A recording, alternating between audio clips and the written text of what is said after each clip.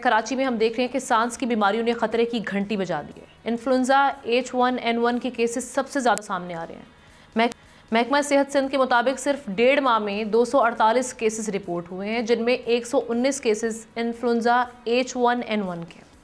सांस की बीमारी इन्फ्लुएंजा H1N1 अमूमन 5 साल से कम उम्र बच्चों, 65 साल से ज़ायद उम्र के बुज़ुर्ग अफराद और हामला ख़वातीन को शदीद मुतासर करती है।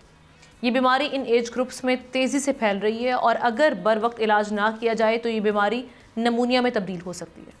डॉक्टर्स ने इस हवाले से एहतियाती तदाबीर अपनाने के लिए क्या करना चाहिए कि फ़ौरी तौर पर हम इस बीमारी पर काबू पा लें, क्या इक़दाम किए जा सकते हैं, किस तरह से बचा जा सकता है, इसी पर बात करने के लिए हमें ज्वाइन किया है डॉक्टर सईद खान साहब ने। Thank you so much doctor साहब।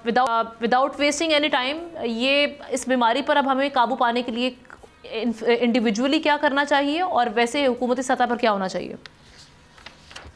जी अस्सलाम वालेकुम, बहुत बहुत शुक्रिया अपने प्रोग्राम में इनवाइट करने के लिए। गवर्नमेंट अब सिंध हेल्थ डिपार्टमेंट ने जो एडवाइजरी जारी की है, स्पेशली जो केसेस सामने आए H1N1 के, तो उसमें हमें इंफरादी तौर पे भी काफ़ी मेहनत की ज़रूरत है कि हम तमाम बीमारियों बशमूल इन्फ्लुएंजा के अपनी जितनी भी आसपास की जगह हैं वो साफ़ सुथरा रखें। और फिर अगर खुदा न खास्ता कोई बीमार हो, जिस तरह अलामत होती है नज़ले, खांसी और इस तरह के अलामत वाले पेशेंट को अपने आप को महदूद रखना चाहिए। उसको कोशिश करनी चाहिए कि वो मास्क का इस्तेमाल लाजमी करें, क्योंकि यूजुअली हम बीमार होते हैं, खांस भी रहे होते हैं, नज़ला भी हो रहा होता है, लेकिन हम दूसरे से हाथ मिला रहे होते हैं और ऑफिस जा रहे होते हैं, लोग घुल मिल रहे होते हैं, तो इस चीज़ से बीमारी मज़ीद फैल जाती है।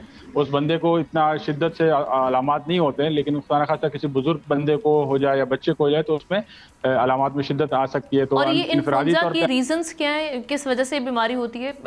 एलर्जेंस जिस तरह हम देखते हैं, ये क्या उसी से रिलेटेड है कुछ मामला?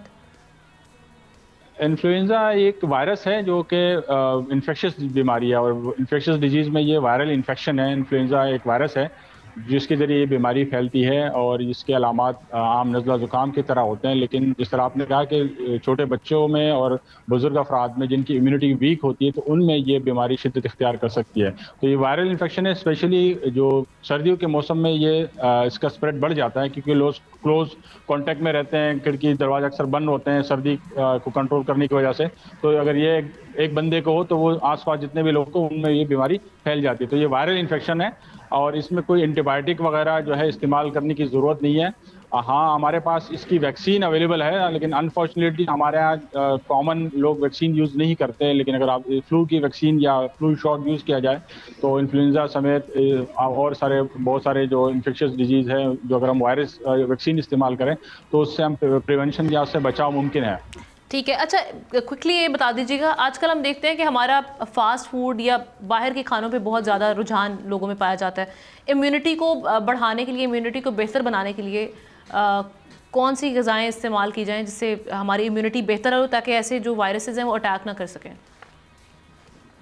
ये हमारे लिए बहुत अलमिया है कि हम लोग काफ़ी जो है तो बाहर की चीज़ों पर रिलाई करते हैं, अक्सर बाहर की चीज़ें इस्तेमाल करते हैं। उसके दो नुकसान आते हैं कि उसकी सफाई सुथराई का भी कोई हमें पता नहीं होता, अक्सर वो खाना हमारे लिए बीमारी का सबब बनता है। दूसरा है कि उसमें हेल्दी न्यूट्रिशन अक्सर नहीं होती जो हमारे इम्यून सिस्टम को बेहतर कर सके। तो कोशिश करनी चाहिए कि फल फ्रूट्स या जूसेस, फ्रेश जूसेस हैं, उसका इस्तेमाल ज़्यादा किया जाए, प्रोटीन इनरिच डाइट ली जाए, जिस तरह दूध का इस्तेमाल, फ्रेश दूध का, वो ज़्यादा किया जाए ताकि इम्यूनिटी बिल्ड हो और इस तरह की बीमारियों से हम बच सके, या अगर बीमारी हो तो उसकी शिद्दत में कमी हो और बर वक्त वो उसकी जो असरात है वो कम हो सके।